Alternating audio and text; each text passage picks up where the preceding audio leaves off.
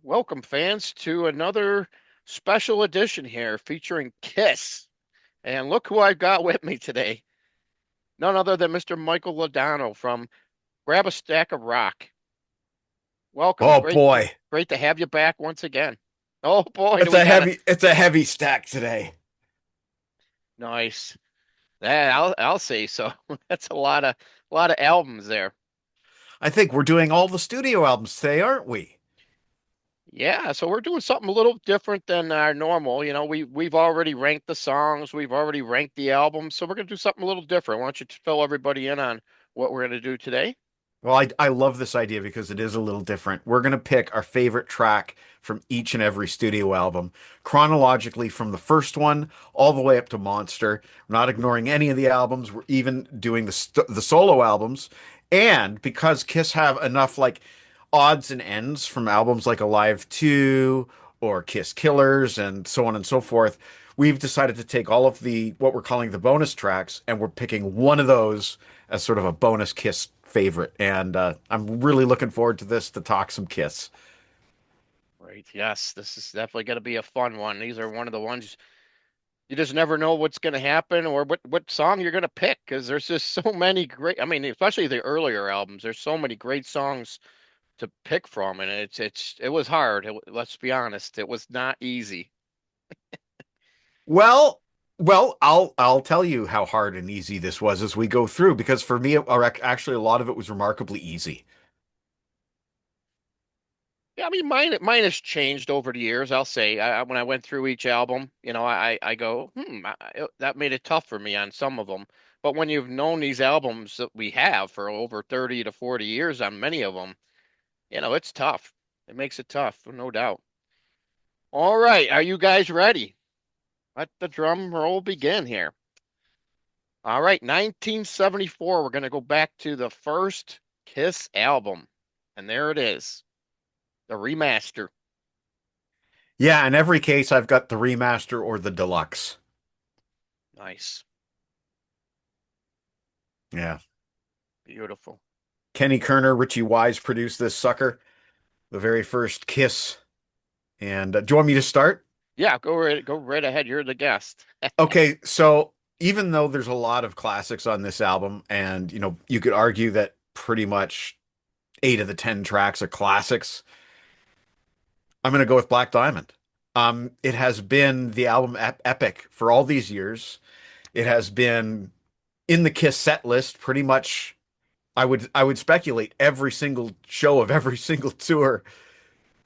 Uh, Something about that soft acoustic opening, and then it goes into that riff, the boom, ba-da-dum, ba-da-dum, ba-da-da-da-dum. Everything about this is perfect. The shared vocal between Paul and Peter. I love split vocals. I don't, well, we'll see if I have more going down the list, but this definitely is a split vocal, and I think it's genius. Absolutely genius. It couldn't be any other song other than Black Diamond for me. All right, and my choice for this album, I'm agreeing. Right off the bat, we got a match here. Black Diamond. Still remember the first time I seen it live, and I was back on the Animalized tour. So that goes to show you they were still playing it. It was one of the few makeup era songs they were still playing during the non-makeup era. So, that was perfect, how you mentioned they played it like every tour ever since, and it didn't seem like overkill, unlike some of their songs they do in concert. This was one of the Yeah. ones that you just never really heard it much on the radio or anything, but it was just that's why it's so near and dear, I think, for me. It's just it wasn't overplayed and just a great song, no doubt. And I guess I should mention as well that, you saw it with Eric Carr splitting the vocal with Paul, and then later on it would be Eric Singer doing the same thing, and all three singers brought something to the table for it. Yep, definitely. Yeah, that was a valid point there. I didn't realize that each in the live version, each drummer. All Yeah. right. Well, I think Okay. let's stick with 74. What do you think? Yeah, I think the next album they did two in 74. And this one is also produced by Kerner and Wise, but it's a very different sounding album. Um, I don't know why this album sounds so harsh, but it does. It's such a strange sounding album, but it was my first Kiss. So it's very, very special to me. And there's any number of songs I could have picked off this album, but ultimately I went with Got to Choose, the opening track. And the reason I went with Got to Choose has to do with some personal history.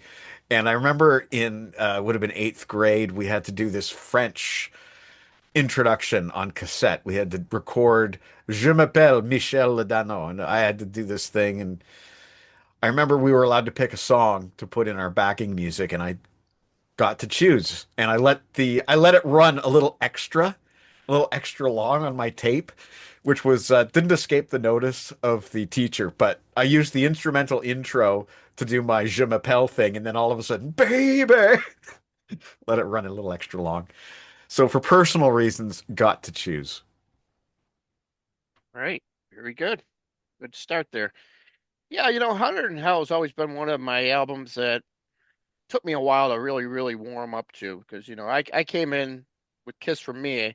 I kind of came in Destroyer era. So I was already, these other albums were already out, obviously, before I really knew much about them. Destroyer was the album that got me into the band. So when it got back into looking at Hotter Than Hell, I don't know. I just had the cover itself. I never really thought much of it. Um, it's unique, definitely when you look back on it now and everything. Uh, but the songs are, like you said, it's much different. So I kind of went with one that they redid later, years later for the Kiss Unplugged, and I'm went going with Coming Home.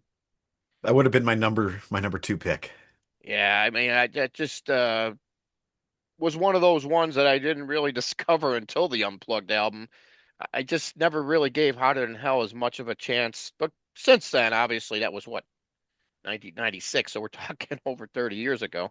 Um, but still, I've warmed up to this album over the years finally. But Coming Home's always been my number one there. So that's what I've got for that album right there. Awesome. So 1975, Neil Bogart produced this baby, but as you know, was recently released this baby. Ooh, Oh, that's heavy. So this is the five disc. ooh. I think it's five CDs and a Blu-ray. I can't remember, but Oh wow. this is a piece de resistance, as they would say. Um, there you go. Holy moly. So this is Destroyer plus a Blu-ray with Destroyer in 5.1 surround sound, plus a disc of demos, alternative mixes, and outtakes, including an unreleased song called Mistake. That's almost like Kiss country. It's really interesting. Then we have a, two CD live concert from Cobo Hall, Detroit, Michigan, and one CD of Davenport, Iowa. Hmm. Apparently, the first show on the tour. Oh wow. So, or first show of the day, perhaps. Yeah, first show of the day. I guess there were two shows that day. So Man. there you go. And from this monstrosity of an album, which kind of harkened back to the first album, I think, in terms of sonics, they weren't as harsh on this one. I'm going to go with Come On and Love Me for a number of reasons, but the Mm-hmm. riff in that song is so incredible. Um, that's a Paul riff. And I wanted to give a shout out to my friend Uncle Meat, who really likes the Baby, baby, don't you hesitate, 'cause I just can't wait. He found that to be kind of a throwback to that Beatlesy kind of 1950s oldie rock and roll kind of sound. He really liked that aspect of it. So come on and love me on Kiss Dress to Kill. All right. Yeah. More like grab a slab of rock on that one with the. That's a huge box set. Wow. All right. Well, we're going to be two for three here. I'm agreeing with you on that song. Nice. I've always loved that song. It's always stuck out for me. Um, Rock and Roll All Night is a classic, but think you can only hear it so many times in a day, you know what I mean, over the years. And Come On and Love Me is one of the songs that never really gets a lot of love these days. If you look back to their last 20 years of set list, they hardly ever play it. You're lucky if you saw it a few times. Yep. So, but I just love that song. It's under 3 minutes, clocking in at 2:57. Great vocal by Stanley. and just a great song, no doubt. Come on and love me. And then we move on to Kiss Alive, which we don't cover, but has to be mentioned as the next chronological album because it put them over the top and allowed them to get a guy like Bob Ezrin to produce 1976's Destroyer. And look at that great cover art by Ken Kelly. Oh my God. This is the first Kiss album cover that really spoke, I think. Yep. But once again, we Uh-oh. have this beautiful, beautiful box set. And they all match too, by the way. They all have the exact same format. Um, I played all three of my Kiss box sets this week. I have three of them, as we'll see. I played them all. And I played Destroyer today. And I love God of Thunder. I'm gonna pick God of Thunder, but I must say, just as an aside, I kind of prefer Paul Stanley's original demo version, the fast version of God of Thunder. That riff when it's played really fast, I like it. I like it. But for the sake of staying within the lines that we set out for ourselves, the album version of God of Thunder is my pick for Destroyer. Okay. Well, this one I had a lot of problems trying to decide, obviously. It's just a great album. So many great songs. You could go up and down, and not be wrong by picking almost anything off of it. Detroit Rock City, um, Your God of Thunder, Beth, Do You Love Me, Shout It Out Loud, just anthems and just great songs.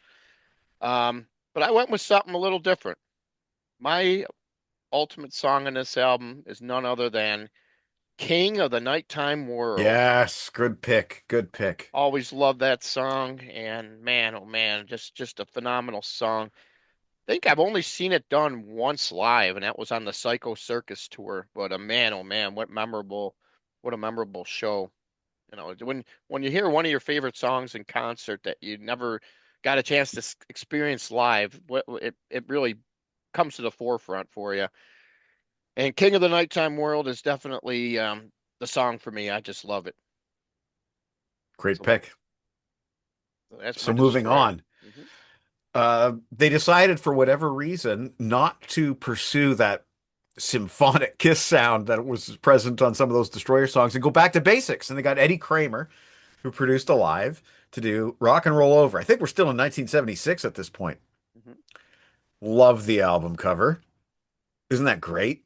Yep. That's just awesome. And I picked another of my favorite Paul Stanley riffs, Mr. Speed. Isn't that a great riff? Oh, It's kind of simple. It's just rock and roll. And it just settles into this kind of very basic rock and roll song, but it's got a great chorus. I love you can hear Gene singing with him on the chorus.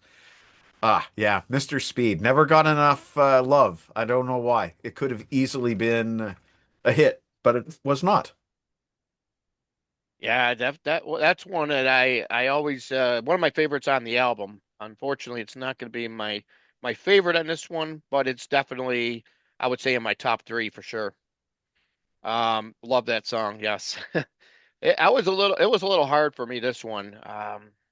There's so many great songs on here. I Want You, Calling Dr. Love.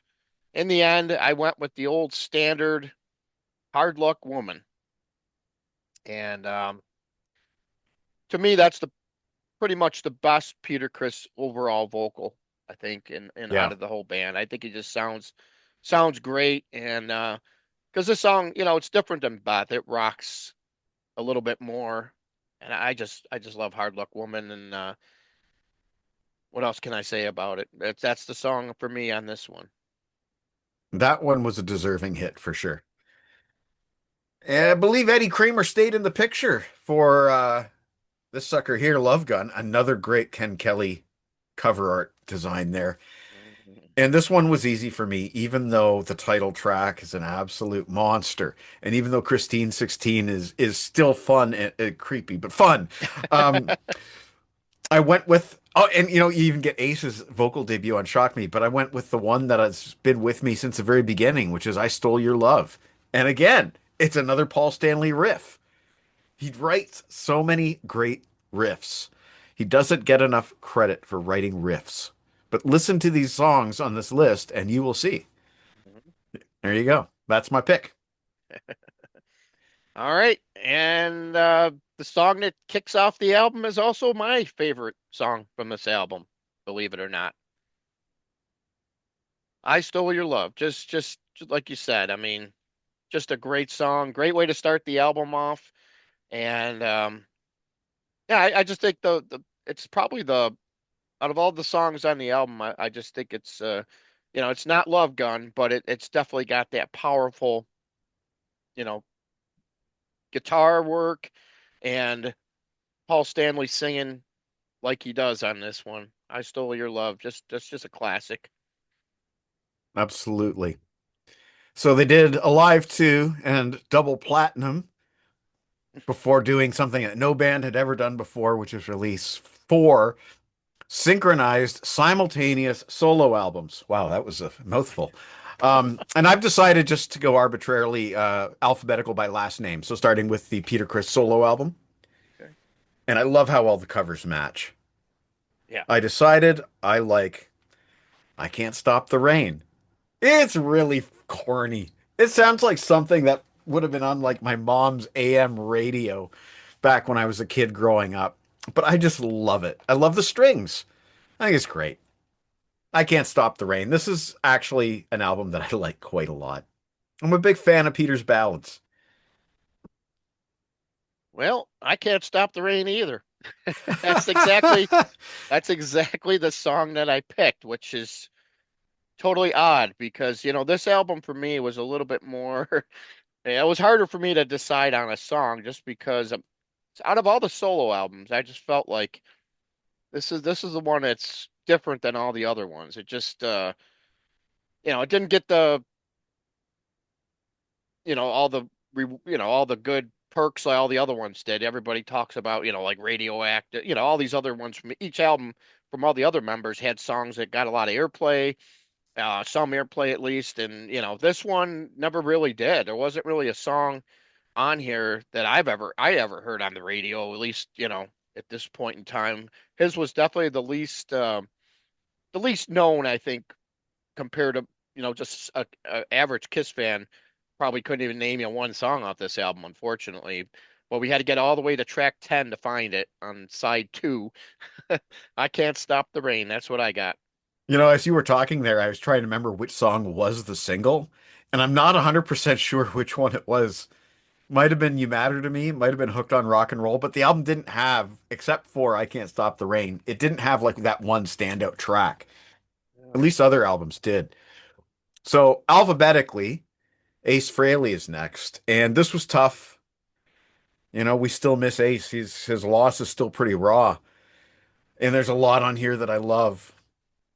Hell, I'm questioning my choice right now, but at the end of the day, I went with the first track from the album that I ever heard, which was Rip It Out. Mm. I think it's a pretty undeniable classic. I think Kiss should have played it live. Um, it used to open Ace's live set when he was a solo artist on the Fraley's Comet tour. But there's so much on this album that is equally good, if not better, in some respects. Like say, Fractured Mirror is really exceptional musically. But in a lot of cases, I went with my first. So Rip It Out, Take My Heart. You wanted it from the start. All right.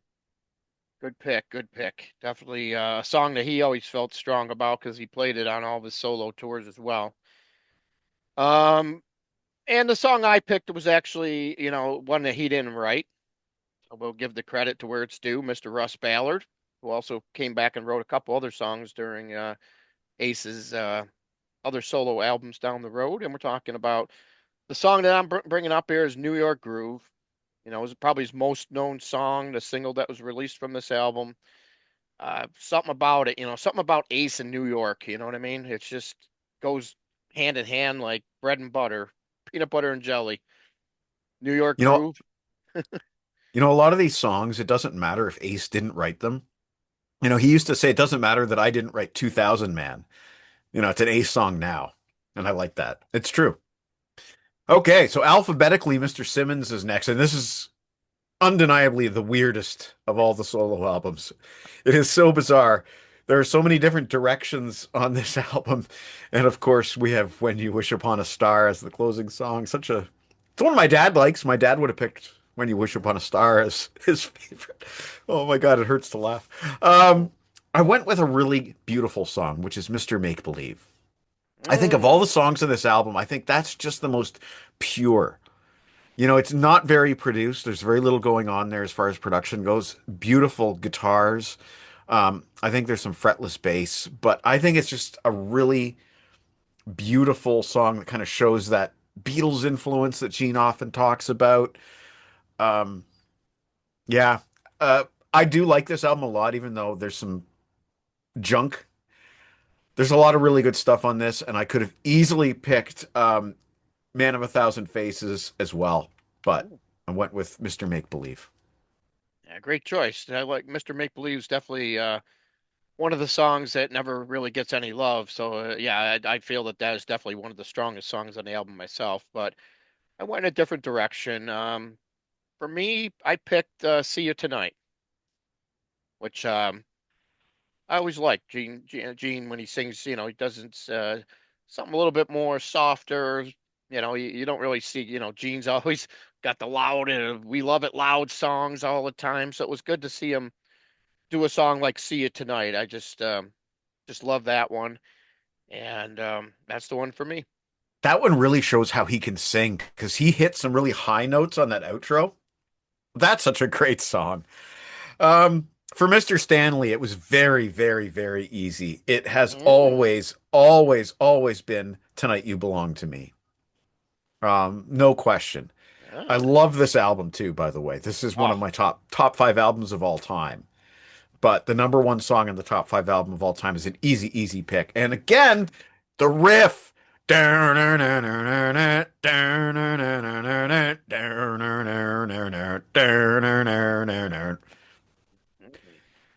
Come on. Paul is a riff master. I submit, like, that's the fourth riff on my list that Paul wrote. I submit my Yeah. evidence to the court. Yeah, I think out of all the songs on these four studio albums, there's no doubt that Paul Stanley has the strongest album in my estimation. Um, 9 solid songs, no instrumentals, just great vocals, great lyrics, and he had a couple co-writes on a couple of the tracks here with Michael Jopp, but other than that, he wrote it all. They're all his songs here basically, and for me, I went with one I wasn't quite sure would be it, but when I went back and tried to go through here and decide, well, which one do I really like at this particular point in time? I went with "Wouldn't You Like to Know Me?" Just love that song. I mean, I've always loved it, but I didn't really notice it was going to be my favorite song in the album. I mean, "Take Me Away Together" is one is another gem. I just love that one as well. And what else can be said about the album closer, "Goodbye"? But for me, "Wouldn't You Like to Know Me" is the song that stands out the most and the one I appreciate the most right now. Wish I could have picked two songs. So, Kiss reunited, and I'm going to put reunited in quotes because, as we know, Peter Criss only drummed on one song on Dynasty. But in comes the Vinnie Poncia years, in comes what some people call disco. Although these are rock albums. Sure, they have disco elements and production stuff, but these are rock albums. And uh, I went with Sure Know Something. Again, another Paul song.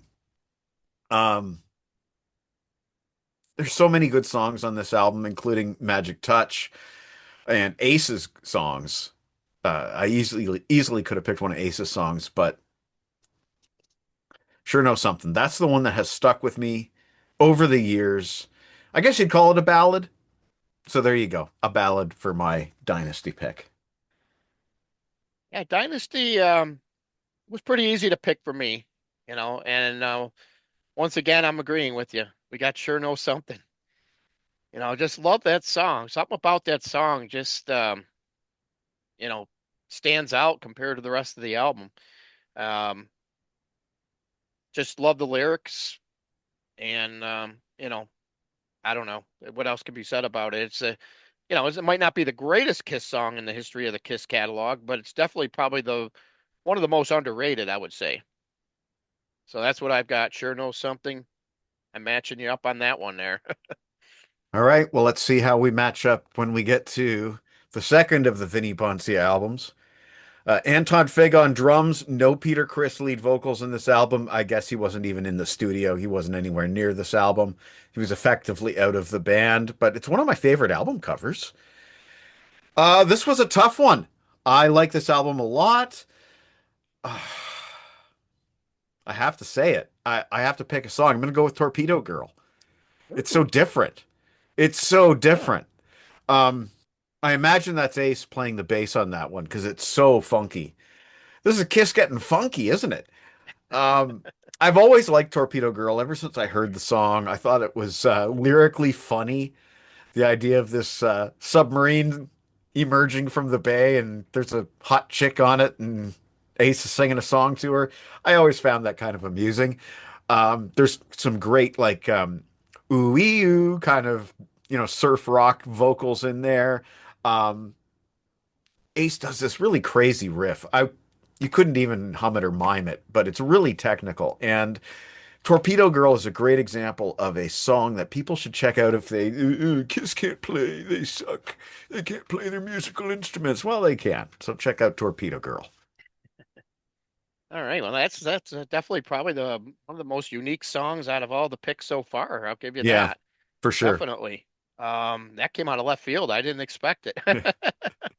But mine's a little different, a lot different, I should say. Um, this album was definitely strange because if you listen to it and then you go and try to find a concert from this tour, which was, I guess, all overseas. I don't think they played any US dates on it. They were all overseas dates for this album. But if you listen to the songs in concert, they're a lot more heavier. They're faster paced. They just sound a lot better. Um, if I was able to pick the live version of "Is That You," I think that would take the cake. But since we had to stick to the album, I went with Shandy, and Shandy is definitely one of the ones that's known. It pops up on like some of the greatest hits packages and the collections and stuff like that. And that's Paul playing lead guitar on Shandy, Yes. and just a great classic song, under 4 minutes long. I think there's a couple other tracks I was considering, but when it came down to it, it just barely nudged out Tomorrow. Tomorrow's one of the highlights, I think, on this album for sure. And also, Naked City is definitely a weird title, but I love that riff on that song. Yeah. Another great song. I mean, Kiss had a lot of songs hiding on some of these albums, and in your case, you picked one of the ones that Torpedo Girl. So we go from one extreme to the other. I picked pretty much the more known hit on the album, and then you picked the underrated Torpedo Girl. And since you mentioned Shandy, I have to absolutely plug that on December the 10th, I'm going to be interviewing live on my channel Tom Harper, who played bass on Shandy. Nice. So this probably has already been happening by this time, but check it out for sure. Um, Obviously, the changes were afoot. Peter Criss was out, Eric Carr was in, which might be why some of those songs are faster live. But they went into the studio to do the all important Return to Rock album, I guess it was. But things went off the rails, and Gene Simmons said, let's do a concept album. They got Bob Ezrin to do a concept album, which sonically doesn't sound great. It's a little muddy sounding, but I actually really like The Elder. I think it has some good tunes on it. If you could hear them better, if you could understand the lyrics, it might have been more appealing. Like, for example, my pick is The Oath, which is the opening track on the album. But in the original running order, it was actually closer to the end. The record company decided to change the running order of the concept album so that the rock song led instead of Fanfare and Just a Boy, which used to open were intended to open the concept album. Kind of makes sense. Just a Boy introducing the character. Hmm. No, they opened with The Oath, which is near the end of the story. but it's one of the few rockers, like flat out rockers. It's got a great riff, and I think Paul's vocals and lyrics are actually quite good, but you can't understand a word he's saying because of the horrible, I guess, mastering, mixing of the album. It sounds so muddy to my ears, and they acknowledge that Bob Ezrin was pretty wasted at the time. So that's probably a lot to do why. But again, The Oath. All right. Well, I got a different song, but The Oath was definitely a good pick, like you said. For mine, I've got this song I don't think got enough love, and it's the only song on here sung by Mr. Fraley. We're talking Yeah. Dark Light, and Dark Light's a kind of a unique song because it was co-written with Ace, Fig, Anton Fig, Reed, and Gene Simmons. And it's weird because on here it states that Ace played the bass on Dark Light. So I don't know. Weird how Gene wrote the song and says that Ace played the bass. So I don't know what that's all about. I'm not too familiar on this, but this album for me was always considered the weakest link just because of the commercial failure of it, I would guess. It was one I didn't rush out to buy when it came out at that point. That's kind of the area where, the Kiss for me kind of failed like it did for a lot of other people at that point in time back then. We were kids growing up, didn't have a lot of money, so you had to spend your money wisely when you were buying albums back then. And you just, you heard the press, Kiss isn't as popular anymore. Peter's not there, this, that, whatever. So it took me a while to get it. Once I got it, obviously I've really warmed up to this album over the years. So it's definitely a great album. And Dark Light is something that kind of just came to light for me recently. I would have probably picked if we would have done this 6 months ago, I probably would have picked A World Without Heroes because that's the one song I know and am very familiar with and I really enjoy it. But Dark Light has really grabbed me, reached out and grabbed me now. I really, really like that song. That's what I got. The solo on it's great. It's a great solo.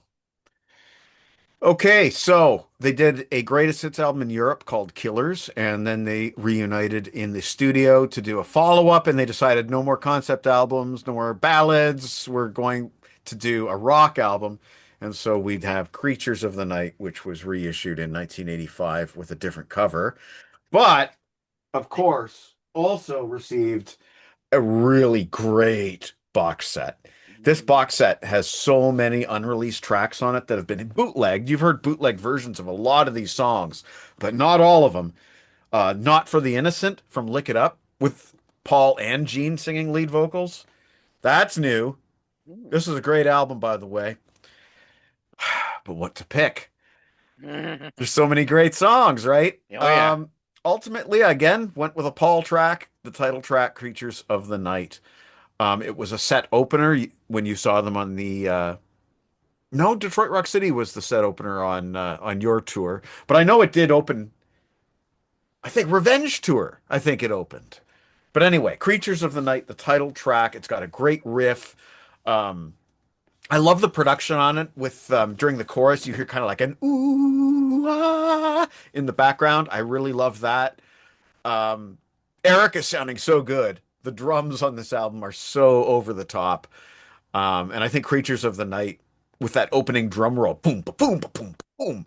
I think that's a great sort of like almost like a consolation prize. So it's like, sorry, Eric Carr, that your last album, your debut in Kiss wasn't really a rock album. Here, go boom, ba boom for a while on this track. And it just sounds great. Nobody knew at the time, of course, that that wasn't Ace on lead guitar. Yeah. Yeah, definitely. Yeah, this album it was tough. You're right. You're absolutely right. Trying to pick a track on this album. I mean, looking at the track list here, it's like, wow. When I was looking at it, when I was deciding what I was gonna pick, so many songs came through my head here. So I just gave it a solid listen from beginning to end. And I arose at the choice of none other than the first song I ever heard off this album way back in the day when it came out. And I'm talking about I Love It Loud. Because don't we love it loud, Michael? Right between the eyes. And this is one of those songs that pretty much stayed throughout the whole Kiss one as well, in the Yeah. live performance setting. I just love the powerfulness of this song, and yeah, just a great song, and that's what I've got. I once I looked at the list and went through it, like I said, it hit me like a 2-ton brick. Boom! I love it loud, so that's what I've got right here. Yeah. It was, remember when I first heard it, it was in my head for about a week straight. Okay, so as I alluded to, Ace Frehley did not play lead guitar on Creatures of the Night, but another guy by the name of Vincent Cusano played some of them, and he became Vinnie Vincent in the lavender sweater vest. Uh, Lick It Up, the first album without makeup. We got Michael James Jackson co-producing on the last album in this one. I think he did a fantastic job. I like Lick It Up a lot. I had a hard time with this one because there's so many great songs on here, including some of Gene's best. I think, like "Not for the Innocent," I think is really good stuff. Mhm. I went with "A Million to One," another Paul song. It's got a great riff, ban it, ban it, ban it. But I think the chorus. I think it's the chorus. It's just it's not your typical Kiss song, especially for "Lick It Up." It's a little bit slower, more melancholy, but it still rocks. So yeah, "Million to One." Yeah, and another one we're agreeing on, buddy. Oh man, yeah, this one definitely 1,000,000 to 1. As soon as I saw this album, that's the one that stuck out.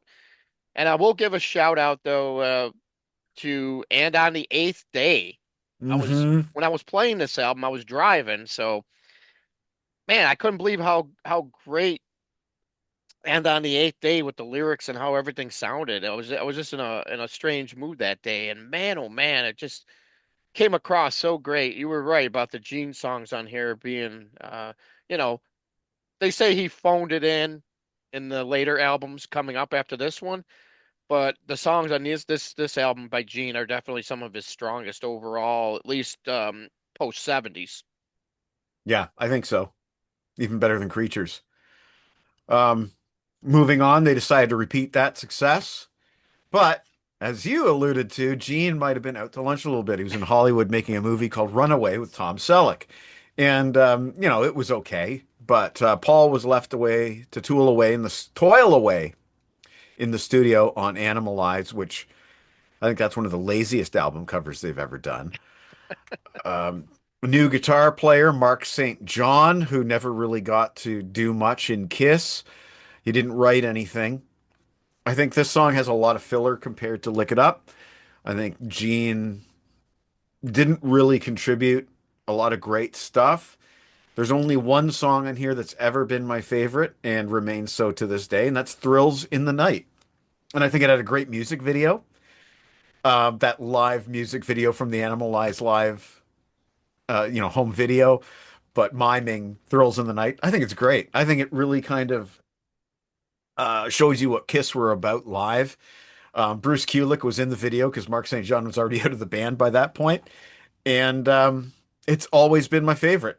Just hands down, no competition. Yeah, nice "Thrills in the Night." That's a great song. I love that one. That's one of the highlights for me on this album. There actually I have a couple highlights on here, and unfortunately, none of them are Gene songs.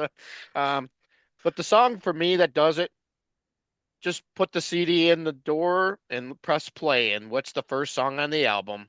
We've I've had had enough. enough. Into the Fire, baby. And oddly enough, that's just one of those songs that the guitar and everything, such a powerful, powerful song. I mean, what can be said about it? I just love it. I got to see them do that one live when they came to Buffalo here on the very first tour I ever seen. That was rarely played live. Yeah, as a matter of fact, we were the last show that they ever played it at, if I'm not mistaken. I don't know if they did it Wow. on any of the Kiss cruises or not, but as far as any of the for that particular Animalized tour, um, that was definitely the last time they played it. And I'm just looking the research up on it real quick right now. There it is right there. 31 times, last time ever, Buffalo, New York, November the Wow. 18th, 1984. Wow. Yep, we were the last. Nice. So that means they never did play that one ever again on any of the cruises or anything. They've done some really rare songs on those cruises, so it's Yeah. kind of unique that there are still a few of the songs that they never did touch, though, unfortunately. That one, though, is very demanding vocally Oh yeah, and musically, but especially vocally. especially for Paul at this stage. Yeah. Yeah, definitely. All right, so that's what I've got. Then we're gonna move on to its follow-up here. Yeah. 1985. Bruce Kulick is now firmly in the band. He's on the album cover and he's all over the album. He wrote a lot of material on this album. And I think it's actually a much stronger album than Animalize, even though it didn't sell as well. Um, It was my entry point to the band. I mentioned that Hotter Than Hell was my first Kiss album, but this was the new Kiss album out at the time that I got it. So Tears Are Falling, that kind of stuff, that was what was happening on TV. And I chose something a little bit off the beaten track. Normally, I would have picked Who Wants to Be Lonely, but when I was a kid, playing this album over and over and over again, different songs start to speak to you as you play it more. And the one that I really liked was Secretly Cruel, Gene Simmons. Oh wow. Uh, I think it's cool. I really do. I think it's a great song. I think it's catchy. It's got a nice little riff. I like it. Secretly Cruel. It's just a deep cut that never got played live. Yeah, definitely. Secretly Cruel, definitely. Yeah, I think it's one of the better songs on the album by far. When I was going through this one, man, it was.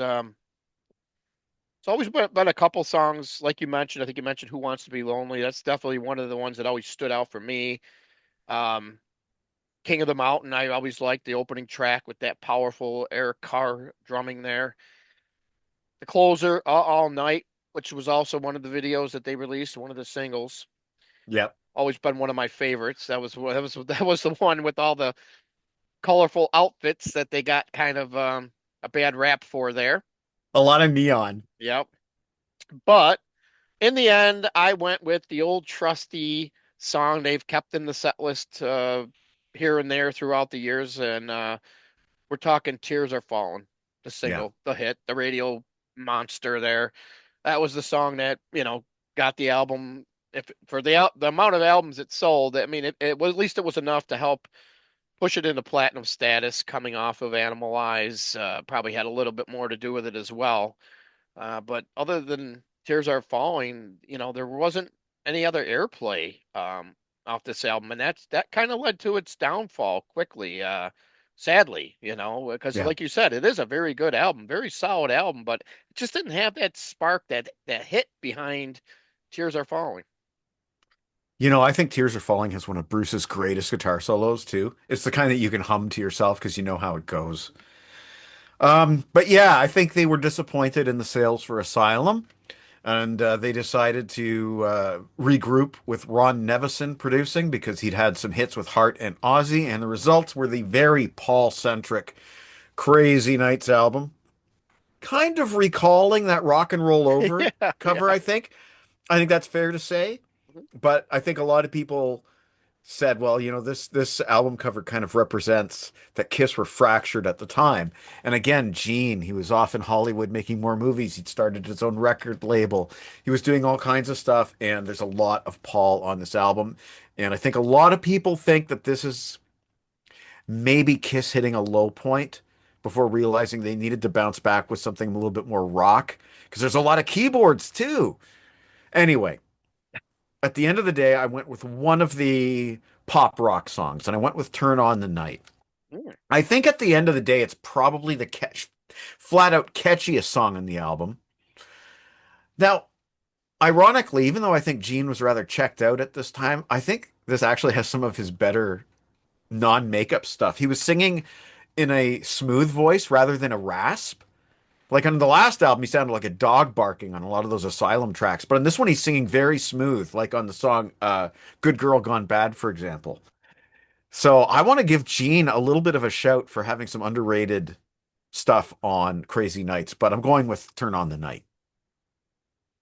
Yeah, "Turn on the Night" was a video. I thought it was gonna be a monster hit. Yeah. But I think for whatever reason, it just never really caught on. They never really played it live, which probably didn't help it any, but it's definitely a great song and still one that's I play regularly today. I just love that song. And a weird thing was it was written with Paul and Diane Warren, Hmm. which she's more known for softer things. Hmm. So to have a Usually. heavier song like this, that was definitely out of her league, kind of. But I thought they did a great job on the song overall. Definitely a great song. I didn't pick that one though, but I think that probably would have been my second one for sure, no Okay. doubt, just because of all the good stuff on this. I mean, this album is like you mentioned, Gene's Out to Lunch. Good Girl Gone Bad is definitely his best vocal on the album. He didn't really have a lot of other songs. I wasn't a fan on a couple of these songs. As a matter of fact, No No, No no, No no. sticks out as one of the big ones. And the reason why I'll say this real quick is because I saw a Crazy Nights tour twice. First time in Toronto, December of 1987. Yep. And they played No No No. And then when they came to Buffalo, the reason why I went to Toronto is because there was no Buffalo show announced at that point. And from the time I got back from the Toronto show, a couple weeks later, they announced a Buffalo show in a couple weeks in January. So we went from December to January to come to Buffalo. Lo and behold, they changed the set list up by one song. They kicked out No No No. I said, "Oh yes, I'm in heaven," because I hate that song. And what do they replace it with? They come out with a song they haven't played in quite a few years. Shout it out loud, man. You bring it back an Oh. old standard like that, man, that place was going nuts when they played it. Pre-internet days, no one knew what they were going to play. So when they brought that song back for this tour, it was just great to see, no doubt. And And that was really the beginning of something, them dipping back. That was the very, very beginning of them dipping back into the catalog. yeah. Yeah, it caught me by surprise. I'm expecting them to do No No No because I thought they're going to play the same exact set as they did in Toronto. Less than a month later, nope, they changed it up, and it was awesome. But getting back to the task at hand here, the song I'm picking was a video, but it wasn't the first video. Really? I don't know. I just this song always has resonated well with me, and I'm picking the ballad "Reason to Live." Just love that song. Love Paul's vocal, and Very high. I love the video too. It's He just a couldn't great he couldn't video. sing that today. He could Yeah. not sing that today. Can I tell you two reasons why my friends hated that video? Go ahead. Yeah. One, the girl torches the car at the end, Yeah. Yeah. and two, Bruce playing keyboards. But I still love the song, man. I just always has been one of my favorites, and it's one of those songs to me back. That would have been my third time seeing Kiss because I got to see him twice on Crazy Nights. It's just weird how you look at the Kiss set list from that time frame, and you're thinking, all these singles, "Tears Are Falling," "Heaven's on Yeah. Fire," "Reason to Live," "Crazy Crazy Nights." You figured that they were always going to play these songs going Hmm. forward, and then all of a sudden, everything changed. Yep. Next tour, they were dropped. They did a greatest hits album, sort of like a last ditch attempt to recoup some cash because they were really having cash flow issues at that time. If you ever read a book called Kiss and Sell, it kind of talks about some of the poor investments that they made and they needed money. So they did this smashes, thrashes, and hits with two new songs, both sung and written by Paul that people hated in general. And they needed a bounce back in a serious way. So they tried. They tried. 1989's Hot in the Shade, self-produced, largely made up of demos that were polished into album tracks, but it was a CD age and they did 15 tracks and it was just too much. They could have cut this down to a 9-track album like Crazy Nights. Um, but no question they'd return to the rock. Guitars were at the forefront. There were very, very little keyboards. There was really only the one ballad. And I like that ballad a lot, and I think it's got some of Bruce's greatest guitar work on it, but I went with not Rip It Out, Rise to It. Rise to It, the opening song. I love the fact that they incorporated that pedal steel guitar. It's like Kiss with pedal steel. Wow. But there's a history there. Listen to that track Mistake that I heard about, that I told you about from Dress to Kill. Anyway, Love Rise to It. It had sort of a controversial music video where they were putting the makeup back on. It was backstage 1975 and they were putting the makeup on. And it was controversial because Bruce Kulick and Eric Carr played Ace Frehley and Peter Criss sitting on a couch, just, the backs of their heads. And I don't know. I thought the music video was really overrated. It was like, oh, you're hearing all this hype about Kiss putting the makeup back on. Wow, cool. They're doing it for this music video. I was like, that was it. Okay. Whoop-de-doo. But the song was great. The song may have sort of a bad rep because it's always going to be connected to that music video, but the song's great. So rise to it. Yeah, it's just weird how certain songs, just the video for the song had a lot of impact back then because we're Yeah. talking in the MTV age, Yeah. Nowadays, bands are putting out just singles or, you know, because there's no radio airplay for this type of music, so sadly they're just putting out they're making still making videos for some of their songs, a lot of these bands, but there's no music station out there to play them on. Yeah. And Yeah. it's just a shame, but it goes to show you how powerful MTV was back then. Big time.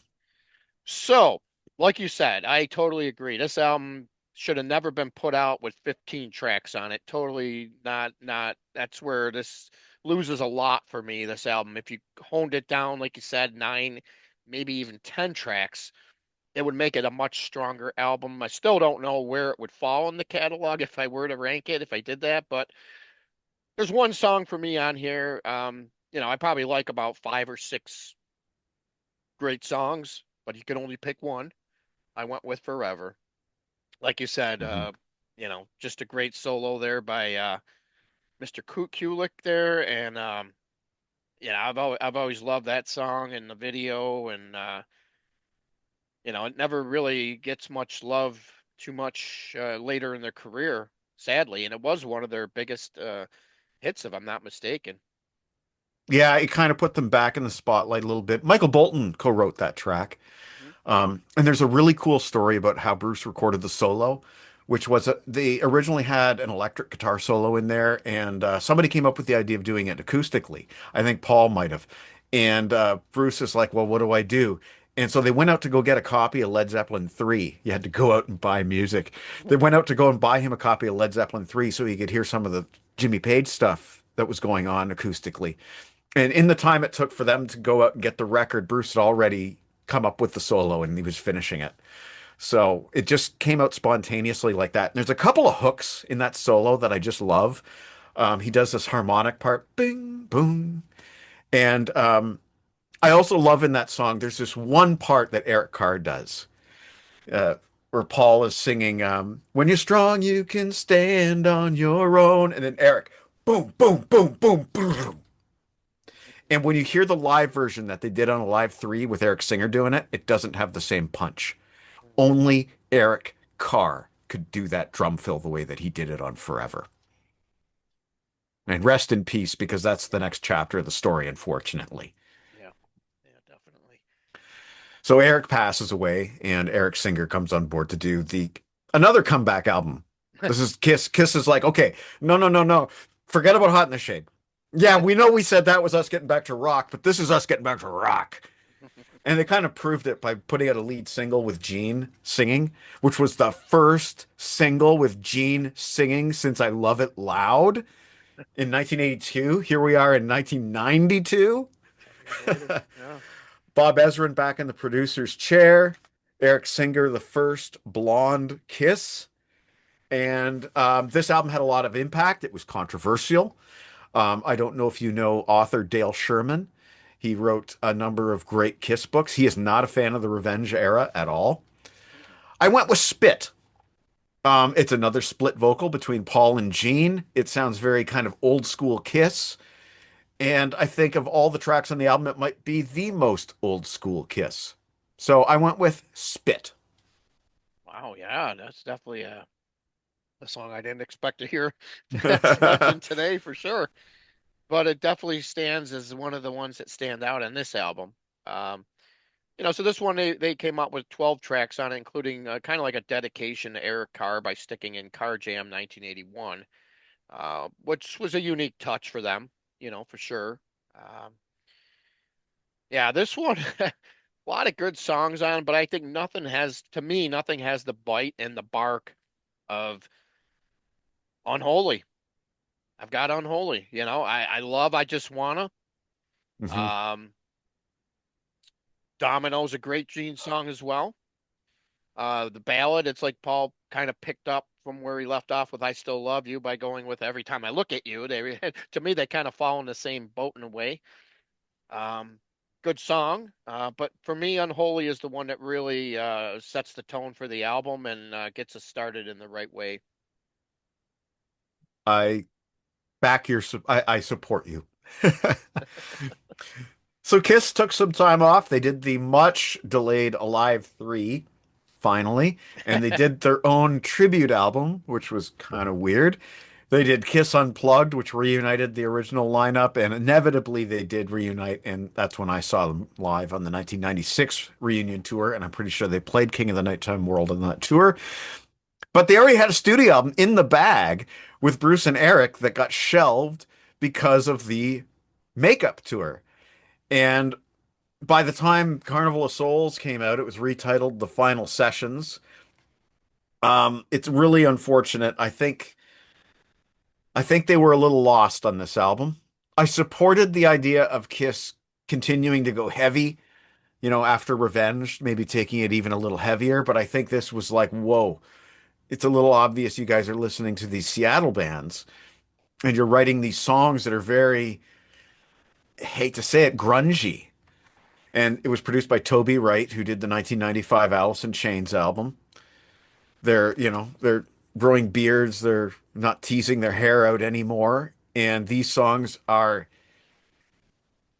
a lot of them are heavy, but there's also some really weird kind of psychedelic ballads, like You Confess, or I Confess, it's called.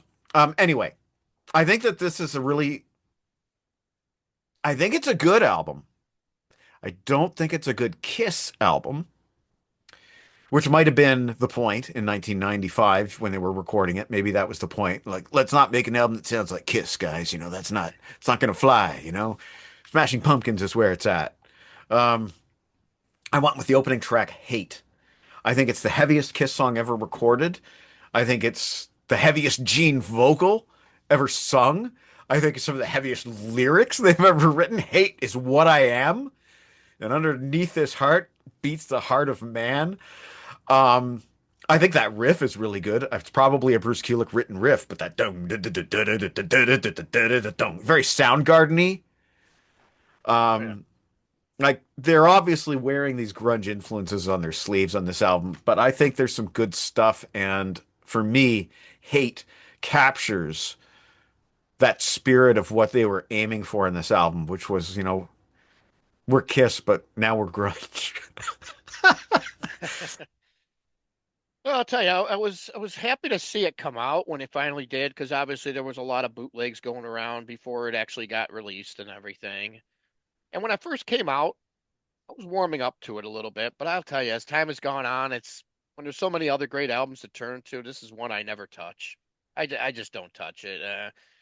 I don't want to hear Kiss in this format. I want to hear Kiss. I want to hear the standards, the classics, the good stuff. So it was tougher for me to pick one, but I went back to one that kind of stood out for me back when I first got the album, and I went with I Will Be There. Hmm. Shortest song on the album. Um, it seems like I think that's a lot of the problem with these songs on this album. From a commercial, it's they're not obviously it's not commercial, um, and that's some of the problem. I think the songs are just a little too long in the tooth. Kiss never was one for writing 4, 5, 6 minute songs. They always used to keep it, under four Keep it simple, minutes. stupid. Yeah, yeah, exactly. And for me, I don't know. There's not much I ever refer back to on this album, unfortunately. Um, but there's fans out there that like it. There's everybody hears things differently, as we all know, and everybody enjoys things differently. But for me, I just went with I Will Be There. I just want to add one thing. as I think about it. There's two albums on this list that don't necessarily make me feel good after listening to them, the way that Rock and Roll Over makes me feel good. And that is actually these two. They kind of leave me feeling tense. So, you know, there's Yeah. that. But I guess eventually people demanded that the quote unquote original Kiss make an album. And they never really did they? They didn't make this in 1998. They made this. But is this original Kiss? I don't know. I think there's only one song in this album that has all four members on it, but I went with Journey of a Thousand Years, the Gene epic that closes the album. It's very I I think Kiss made a lot of mistakes. Working with Bruce Fairbairn for the first time was one. I think including all of these songs that were very not like the original Kiss at all. It kind of felt like, okay, we're making the next album after Revenge and Carnival of Souls rather than we're making an original Kiss album, at least on most of the songs. Some of them, yes, but Journey of a Thousand Years is definitely more like that Carnival of Souls. It's definitely a continuation of that slow, deliberate, progressive even sound, and it has a ton of strings. It's really lush. I think melodically it's great. It is nothing like Kiss. I don't think Ace is on that track at all. And I know for sure Peter isn't. Kevin Valentine played drums on every song on this album except for Into the Void. I think this is one of the worst Kiss albums. I didn't even say its name. It's Psycho Circus. Yeah, this one, especially when you get down to the nuts and bolts of it and you find out that these guys all didn't play on everything. It was, I think what this album really needed was more Paul Stanley because this is like one of the few albums where Stanley doesn't dominate since I whenever. might be wrong, but I think Paul and Bruce Fairbairn didn't work well together. If I remember correctly, there's a story about Bruce changing everything and Paul changing everything back. That there wasn't Yeah. cohesion between those two guys. And that could be the reason why the album isn't as cohesive either. Hmm. But for me, having said all that, of course, I went with a Gene song. Because I think this song is the best one on the album to me, and I'm going with "We Are One." Oh, interesting. It was a single. Yeah, I like it. It never really it's always stood out to me, and yeah, it's just weird how like I said, Paul hardly ever didn't do as lot on this album as he usually has, and and then you got Ace doing his Into the Void, which is definitely one of the highlights on the album. I'll give Into the Void its just due. And I don't know, I just couldn't get into some of these that like the one where they all sing "You Wanted the Best." It's just you're catching your coined phrase there that you're known for when they introduce you for your concert. I think the songs could have been much better. I pledge allegiance to the state of rock and roll. Another just seems like filler, a lot of filler on this album, That unfortunately. is the most cliche title that Paul has ever written. Yeah, For that's a shame. and Howie Knight wrote it with him. So I'm really surprised that that they I don't know Fairburn must have heard something in that song for it to allow to stay on here like the way it did. But I don't know. But like you said, it's definitely not one of my favorite albums. But I'll say this much: they hit it out of the park with those three songs: Psycho Circus, Into the Void, We Are One. I just wish we would have had a lot more songs like those on this album, where we would have liked this album a lot more. Yep. And it didn't last. I think by the year 1999, the reunion had petered out, pun intended. Um, Eric Singer came back in the band at one point. Ace Frehley left the band, was replaced by Tommy Thayer. They did the Kiss Symphony. Peter Criss was back in the band. Peter Criss left the band. Things get confusing. Live albums, greatest hits albums, and then finally Paul decided that he was going to take the bull by the horns and produce a new studio album, something that I'd been wanting them to do for a long time, which is a very, very simple concept. The problem with this album, as you said, not the four guys from Kiss. So Paul insisted we're doing an album with only the four guys from Kiss, written and recorded. Only the four guys, not the original. I misspoke, but only the four guys from Kiss. And so came Sonic Boom. And again, kind of this thing going on here, which I like, harkens back to the past. And I think that this is a pretty good attempt. I think it's not all there. I think there's some songs on here that were definitely filler. Um, Never Enough being the weakest. It's a Poison song. They just re-recorded Nothing But a Good Time and call it Never Enough. But I like Sonic Boom, and I like a couple of the songs well enough to put on this list, but I could only pick one, so I picked the closer, Say Yeah. I think it's if you're Paul Stanley used to say, if you're gonna steal, steal a diamond. So they stole that yeah, yeah, yeah hook that the Beatles wrote and they stuck it in Say Yeah. And I think it works. I think it's a great song. They played it live. It was on most dates of that tour. And yeah, I think that album gets a bad rap. But it was what fans really, really wanted, which was the four guys. No outside guys, no writers, no keyboard players, just the four guys. And I think that's why Sonic Boom works for me. Yeah, yeah, definitely. I'm agreeing once again with you. Yep, definitely. And Say Yeah, just to let you know, was also one of the songs they kept to the end. They played it on the last tour. So, this was one of the songs that they pretty much played regularly, throughout the last couple of years of their touring. So it was strong enough for them to like it because they kept it in the set. Yeah, the only other song on this album that I really thought that, I could have also gave it a run for its money. Yeah, I don't know. Modern Day Delilah was the song that, it was the first single and they kind of shoved it down our throats with that live show when they came out with it. Um, I like When Lightning Strikes though. Hmm. That's one of the unique songs on the album with Tommy Thayer singing there. That was definitely one of the better ones. I really like Yes, I Know Nobody's Perfect, Gene Simmons. I think that's a really fun song that sounds like classic Gene. Oh yeah, no doubt.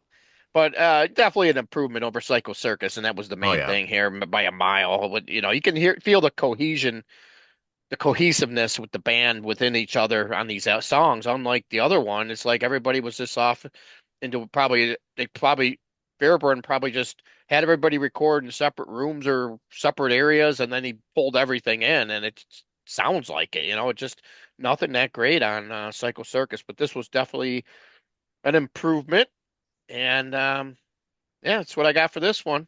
And all four guys singing lead vocals for the first time since Dynasty. Mm. That's important to me.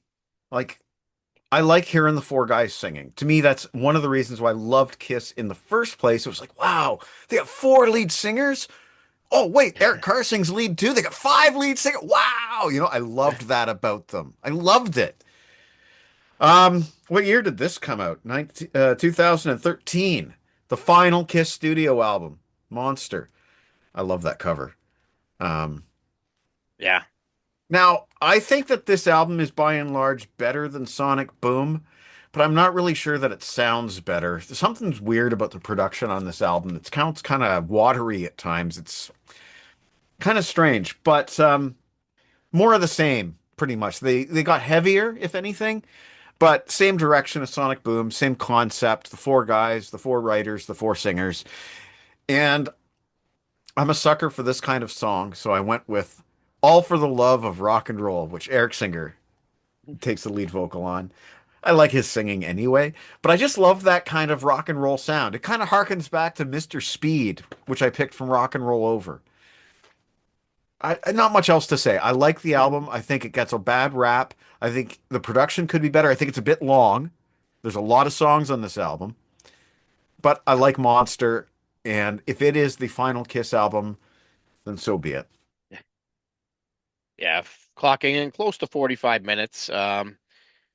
Yeah, this is one that really was a surprise. No one knew they were going to be coming out with it. It came out of no left field, kind of so closely after Sonic Boom. Hmm. So I mean, as a Kiss fan, you're enjoying another album when you haven't made that many over the past few years. If it, a big chunk of time there where they Mhm. didn't make any albums, you know. So for this one to come out, it was definitely a welcome surprise.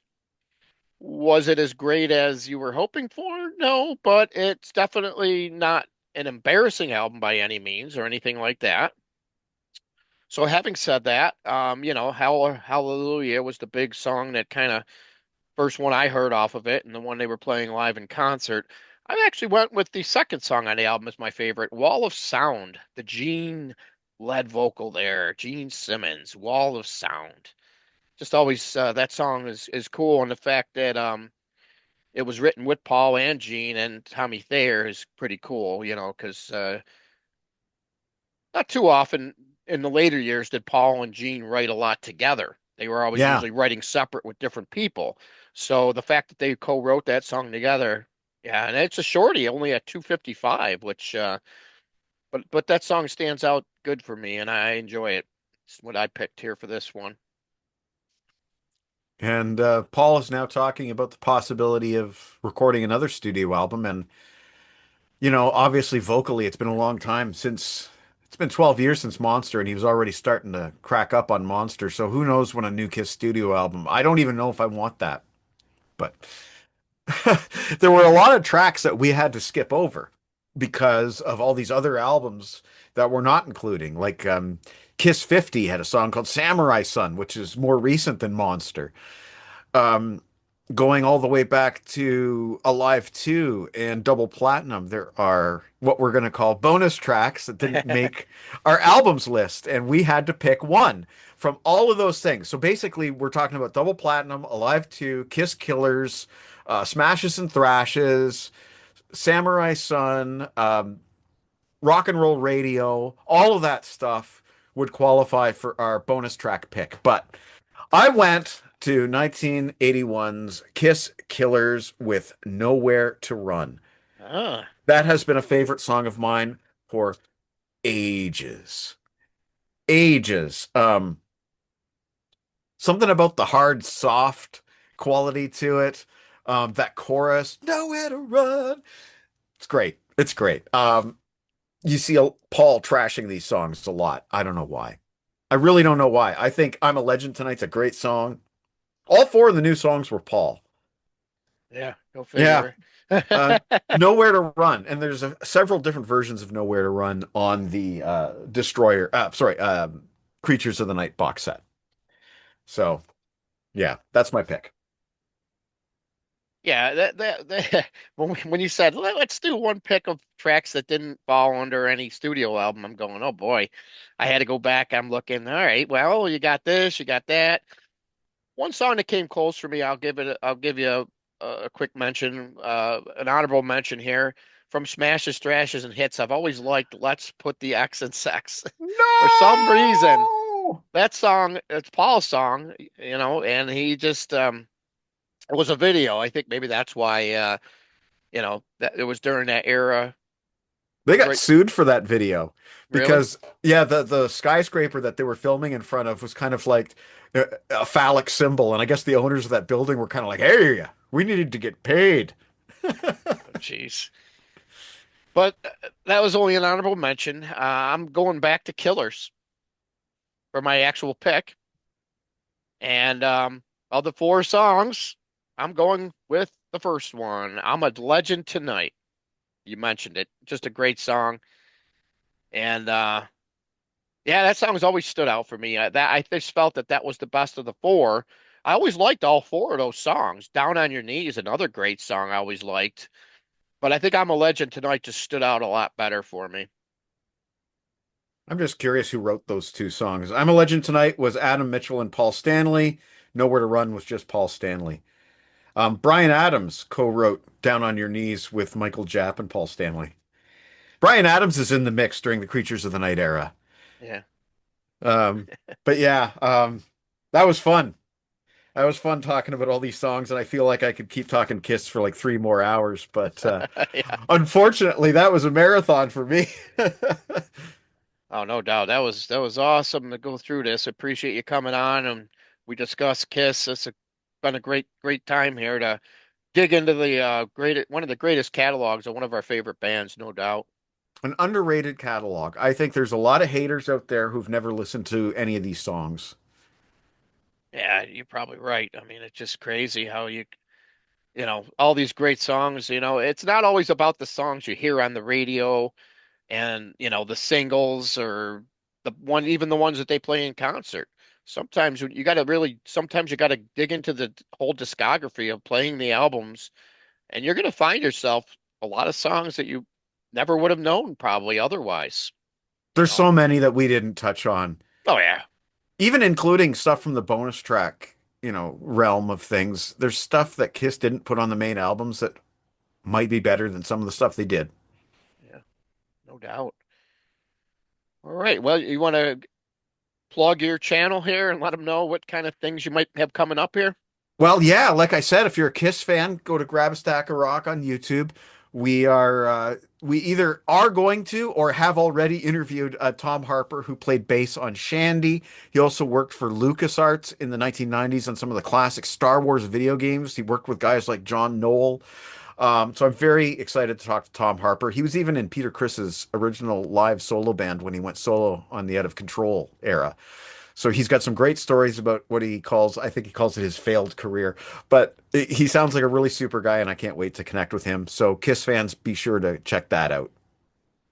All right, sounds good.